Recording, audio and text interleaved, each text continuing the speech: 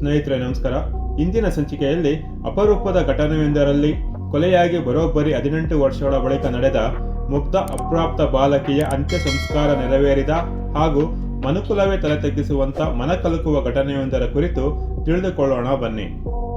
ಅದು 2006ನೇ ಇಸವಿ ಕೊಡಗಿನ ಅಯ್ಯಂಗೇರಿಯ ಮೊಯ್ದು ಹಾಗೂ ಆಯೇಷಾ ದಂಪತಿಗಳ ಪುತ್ರಿ 13 ವರ್ಷ ವಯಸ್ಸಿನ ಸಫಿಯಾ ಎಂಬ ಮುಗ್ಧ ಅಪ್ರಾಪ್ತ ಬಾಲಕಿಯನ್ನ ಕೇರಳದ ಕಾಸರಗೋಡಿನ ಸಿವಿಲ್ ಕಾಂಟ್ರಾಕ್ಟ್ ಆಗಿದ್ದ ಕೆಸಿ ಹಮ್ಜಾ ಹಾಗೂ ಮೈಮುನಾ ದಂಪತಿಗಳು ಓದಿಸಿ ವಿದ್ಯಾಭ್ಯಾಸ ಕೊಡಿಸುವುದಾಗಿ ಕರೆದುಕೊಂಡು ಹೋಗಿ ಮನೆಗೆಲಸಕ್ಕೆ ಅಂತ ನೇಮಿಸಿಕೊಂಡಿರ್ತಾರೆ.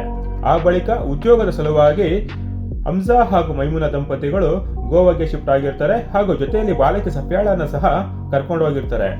ಆ ನಂತರ ಕೆಲ ತಿಂಗಳ ಬಳಿಕ ಸಫಿಯಾಳನ್ನ ವಾಪಸ್ ಬರುವಾಗ ಕಾಸರಗೋಡಿಗೆ ಕರ್ಕೊಂಡ್ ಬರ್ತೀನಿ ಅಂತ ಹಮ್ಜಾ ಸಫಿಯಾಳ ತಂದೆ ಮೊಯ್ದುಗೆ ತಿಳಿಸಿರ್ತಾನೆ. ತಂದೆ ತನ್ನ ಮಗಳಿಗೆ ಇಷ್ಟವಾದ ನೆಲ್ಲಿಕಾಯಿ ಹಾಗೂ ಇತರ ತಿಂಡಿ ತಿನಿಸುಗಳ ಜೊತೆಗೆ ಮಗಳನ್ನ ನೋಡಲು ಕಾಸರಗೋಡಿಗೆ ಹೋಗಿರ್ತಾರೆ. ಆ ಸಂದರ್ಭದಲ್ಲಿ ಹಮ್ಜಾ ಸಫಿಯಾ ಕಾಣೆಯಾಗಿದ್ದಾಳೆ ಅಂತ ಸಫಿಯಾಳ ತಂದೆ ಮೊಯ್ದುಗೆ ವಿಷಯ ತಿಳಿಸ್ತಾನೆ. ವರ್ಷಗಳ ಬಳಿಕ ಪ್ರೀತಿಯ ಮಗಳನ್ನು ನೋಡುವ ಕಾತರದಲ್ಲಿದ್ದ ಮೊಯ್ದು ಅವರಿಗೆ ಆ ಮಾತನ್ನು ಕೇಳಿ ಆಘಾತವಾಗುತ್ತೆ. ಇದಾದ ಕೆಲ ಹೊತ್ತಿನ ಬಳಿಕ ಬಾಲಕಿಯ ತಂದೆ ಮೊಯ್ದು ಹಾಗೂ ಹಮ್ಜಾ ಜೊತೆಯಾಗಿ ತೆರಳಿ ಕಾಸರಗೋಡಿನ ಪೊಲೀಸ್ ಠಾಣೆಯಲ್ಲಿ ನಾಪತ್ತೆ ಪ್ರಕರಣವನ್ನು ದಾಖಲಿಸುತ್ತಾರೆ.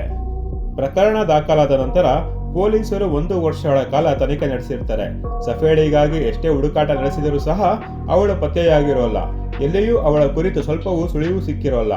ಈ ನಡುವೆ ಸಫಿಯಾಳ ನ್ಯಾಯಯುತ ಹುಡುಕಾಟಕ್ಕಾಗಿ ಕ್ರಿಯಾ ಸಮಿತಿಯೊಂದನ್ನು ರಚಿಸಲಾಗಿರುತ್ತೆ ಹಾಗೂ ಸಫಿಯಾಳ ತಂದೆ ಹಾಗೂ ಸಫಿಯಾಳ ತಾಯಿ ನ್ಯಾಯಕ್ಕಾಗಿ 90 ದಿನಗಳ ಕಾಲ ನಿರಂತರವಾಗಿ ಕಾಸರಗೋಡು ಪಟ್ಟಣದಲ್ಲಿ ಪ್ರತಿಭಟನೆಯನ್ನು ನಡೆಸಿರ್ತಾರೆ.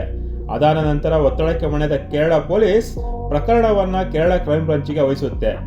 ಆ ನಂತರ ಸಫಿಯಾಳ ನಿಗೂಢ ನಾಪತ್ತೆಯ ಬೆನ್ನು ಹತ್ತಿ ಕ್ರೈಮ್ ಬ್ರಾಂಚ್ ತನಿಖೆಯನ್ನು ನಡೆಸಲು ಶುರು ಮಾಡುತ್ತೆ. ಸತತ ತನಿಖೆಯ ನಂತರ ಪೊಲೀಸರು ಪ್ರಕರಣದ ನಿಗೂಢತೆಯನ್ನು ಭೇದಿಸುವಲ್ಲಿ ಯಶಸ್ವಿಯಾಗ್ತಾರೆ. ಕ್ರೈಮ್ ಬ್ರಾಂಚ್ ತನಿಖೆಯಲ್ಲಿ ಆಕೆ ಕೆಲಸ ಮಾಡುತ್ತಿದ್ದ ಮನೆಯ ಮಾಲೀಕ ಹಮ್ಜಾನೇ ಸಫಿಯಾಳನ್ನ ಕೊಲೆ ಮಾಡಿರುವ ಸಂಗತಿ ಬಯಲಾಗಿರುತ್ತೆ. ಸಫಿಯಾ ಹಮ್ಜಾ ಮನೆಯಲ್ಲಿ ಕೆಲಸ ಮಾಡ್ತಾ ಇದ್ದ ಸಂದರ್ಭದಲ್ಲಿ ಬಿಸಿಗಂಜಿ ಸಫಿಯಾಳ ಮೇಲೆ ಬಿದ್ದಿರುತ್ತೆ. ಇದರಿಂದ ಬಾಲಕಿ ಸಫಿಯಾಳ ದೇಹದ ಮೇಲೆ ತೀವ್ರ ಸುಟ್ಟ ಗಾಯಗಳಾಗಿರ್ತವೆ. ಆ ಸಂದರ್ಭದಲ್ಲಿ ಆಕೆಯನ್ನು ಆಸ್ಪತ್ರೆಗೆ ಕೊಂಡೊಯ್ಯುವ ಸಮಯದಲ್ಲಿ ಯಾರಾದರೂ ನೋಡಿದವರು ಆ ಬಾಲಕಿಯನ್ನ ಹಮ್ಜಾ ಮನೆಯಲ್ಲಿ ಹಿಂಸಿಸಲಾಗಿದೆ ಅಂತ ತಿಳಿದುಕೊಳ್ತಾರೆ ಹಾಗೂ ಬಾಲ ಕಾರ್ಮಿಕ ಕಾಯ್ದೆ ಅಡಿಯಲ್ಲಿ ಶಿಕ್ಷೆಗೆ ಒಳಗಾಗಬೇಕಾಗುತ್ತೆ ಅಂತ ಯೋಚನೆ ಮಾಡಿದ ಹಮ್ಜಾ ಆ ಮುಗ್ಧ ಬಾಲಕಿಯನ್ನು ಕ್ರೂರವಾಗಿ ಕೊಲೆ ಮಾಡಿ ದೇಹವನ್ನು ತುಂಡು ತುಂಡು ಮಾಡಿ ಗೋವಾದಲ್ಲಿ ಹೊಸದಾಗಿ ನಿರ್ಮಾಣವಾಗ್ತಾ ಇದ್ದ ಅಣೆಕಟ್ಟು ಒಂದರ ಬಳಿ ಹೂತಾಕಿರ್ತಾನೆ. ಆ ನಂತರ ಜೂನ್ 5, 2008ರಂದು ಬಾಲಕಿ ಸಫಿಯಾಳ ತಲೆಬುರುಡೆ ಹಾಗೂ ದೇಹದ ಕೆಲ ಭಾಗಗಳು ಪತ್ತೆಯಾಗ್ತವೆ. ಅದನ್ನು ಕಾಸರಗೋಡು ಜಿಲ್ಲಾ ಸೆಷನ್ಸ್ ನ್ಯಾಯಾಲಯದಲ್ಲಿ ಇರಿಸಲಾಗುತ್ತೆ. ಹತ್ಯೆ ಪ್ರಕರಣದ ಸಂಬಂಧ 2008ರಲ್ಲಿ ಹಮ್ಜಾನನ್ನು ಬಂಧಿಸಲಾಗುತ್ತೆ.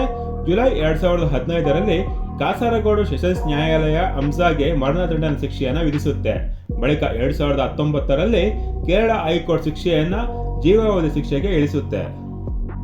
ಕೊಲೆ ಅಪರಾಧಿ ಹಮ್ಜಾಗೆ ಶಿಕ್ಷೆಯಾಗಿದ್ದರೂ ಸಹ ಸಫಿಯಾಳ ಅಸ್ಥಿಪಂಜರ ಕಾಸರಗೋಡು ಜಿಲ್ಲಾ ಸೆಷನ್ಸ್ ನ್ಯಾಯಾಲಯದಲ್ಲೇ ಉಳಿದಿರುತ್ತೆ.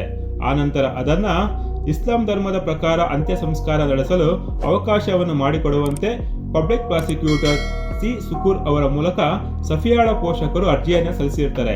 ಅರ್ಜಿಯನ್ನು ಪರಿಗಣಿಸಿದ ನ್ಯಾಯಾಧೀಶರಾದ ಸಾನು ಎಸ್ ಪಣಿಕರ್ ಅವರು ಸಫಿಯಾಳ ಅಸ್ಥಿಪಂಜರ ಹಸ್ತಾಂತರಕ್ಕೆ ಆದೇಶವನ್ನು ಮಾಡ್ತಾರೆ. ಆ ನಂತರ ಸಫಿಯಾಳ ಅಸ್ಥಿಪಂಜರವನ್ನ ಕಾಸರಗೋಡಿನ ಮಹಿಮತ್ನಲ್ಲಿ ಶುದ್ಧೀಕರಿಸುವ ವಿಧಿವಿಧಾನಗಳನ್ನು ನೆರವೇರಿಸಿದ ಬಳಿಕ ಇತ್ತೀಚೆಗೆ 3 ವಾರಗಳ ಹಿಂದೆ ಅಂದರೆ ನವೆಂಬರ್ 11, 2024ರಂದು ಕೊಡಗಿನ ಅಯ್ಯಂಗೇರಿಯ ಮೊಹಿದ್ದೀನ್ ಜುಮ್ಮಾ ಮಸೀದಿಯ ಬಳಿ ಅಂತ್ಯ ಸಂಸ್ಕಾರದ ವಿಧಿವಿಧಾನಗಳನ್ನು ಪೂರ್ಣಗೊಳಿಸುವ ಮೂಲಕ 18 ವರ್ಷಗಳ ಬಳಿಕ ಸಫಿಯಾಳ ಅಂತ್ಯ ಸಂಸ್ಕಾರವನ್ನು ನೆರವೇರಿಸಲಾಯಿತು. ಶಾಲೆಗೆ ಹೋಗಿ ಓದುವ ವಯಸ್ಸಿನಲ್ಲಿ ಹಾಗೂ ತನ್ನ ವಯಸ್ಸಿನ ಮಕ್ಕಳೊಂದಿಗೆ ಕೂಡಿ ಆಡಿಕೊಂಡು ಬೆಳೆಯಬೇಕಾಗಿದ್ದ ವಯಸ್ಸಿನಲ್ಲಿ ಆ 13 ವರ್ಷ ಮುಗ್ಧ ವಯಸ್ಸಿನ ಬಾಲಕಿಯ ಜೀವನದಲ್ಲಿ ನಡೆದ ಅಮಾನುಷ ಘಟನೆ ಇಡೀ ಮನುಕುಲವನ್ನೇ ತಲೆ ತಗ್ಗಿಸುವಂತೆ ಮಾಡಿದೆ. ಆ ಮುಗ್ಧ ಬಾಲಕಿ ಸಫಿಯಾಳ ಆತ್ಮಕ್ಕೆ ಆ ದೇವರು ಶಾಂತಿಯನ್ನು ಕರುಣಿಸಲಿ ಎಂದು ಆಶಿಸುತ್ತಾ ಇಂದಿನ ಸಂಚಿಕೆಯನ್ನು ಮುಗಿಸ್ತಾ ಇದ್ದೀನಿ. ಮತ್ತೆ ಇನ್ನಷ್ಟು ವಿಚಾರಗಳೊಂದಿಗೆ ಮುಂದಿನ ಸಂಚಿಕೆಯಲ್ಲಿ ಭೇಟಿಯಾಗೋಣ. ಅಲ್ಲಿಯವರೆಗೂ ಜೈ ಹಿಂದ್, ಜೈ ಶ್ರೀರಾಮ್.